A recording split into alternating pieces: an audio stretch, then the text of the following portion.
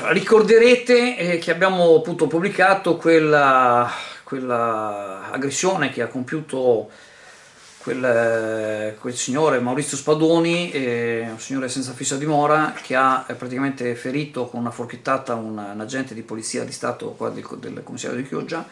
e in seguito, che è andata bene perché avrebbe potuto, se fosse stata un po' spostata, creargli delle lesioni permanenti, se no ucciderlo, perché lì c'è la vena, quella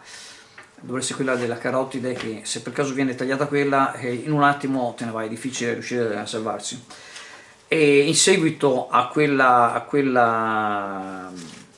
questo fatto è stato subito processato per direttissima e deve ancora fare il processo, ma nel frattempo è stato dato, non so se è giusto definirlo DASPO, comunque c'è il divieto di avvicinamento nel Veneto, perché lui in realtà non era, era originario di Chioggia, nel senso che la mamma era chioggiota, è chioggiota, credo che sia ancora viva, ma purtroppo per lui, onestamente, non essendo residente a Chioggia, non aveva il diritto di rimanere a Chioggia, infatti c'ha l'allontanamento da Chioggia. Purtroppo però, per motivi, questo ragazzo, questa persona è un po' così, insomma, è un po' sui generis, diciamo così, e continua a tornare a Chioggia. Quando la polizia si accorge lo ferma, lo denuncia, e quindi questo va a accumulare le denunce che avrà, e avrà diciamo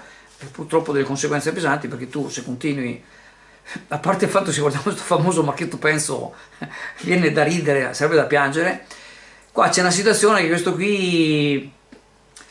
è un poveretto, con questo non è che lo vogliamo giustificare, sia chiaro, perché quello che ha fatto un gesto che è assolutamente condannabile, e ovviamente si prenderà le conseguenze. Il fatto è che questo sta continuando a tornare, e lo incontriamo per strada. Io l'ho incontrato 2 o 3 volte, ho detto: ma cosa stai facendo qui? Mi fa, io ho detto: va che ti rovini, ormai sono rovinato, e invece, insomma, non lo so se c'è un modo di recuperare questa persona, e quindi c'è questa situazione che vi informiamo, e un po', devo dire la verità, un po' dispiace, perché insomma, a parlarci non sembra un delinquente, non sembra, mentre l'altra situazione che ho detto prima è una persona totalmente fuori di sé, completamente pericolosa per se stesso e per gli altri, soprattutto per gli altri non si capisce perché continua a rimanere libero di fare quello che vuole. In questo caso, questo qua, con l'eccezione di quell'episodio che ha avuto con quel poliziotto, non sembrerebbe una persona, diciamo, pericolosa, però questo è tanto. E siamo nello studio del Servizio Nord-Est 2.0, e vorremmo sapere di che cosa vi occupate. Ci siamo fortemente focalizzati sui bonus edilizi, in particolare sul superbonus,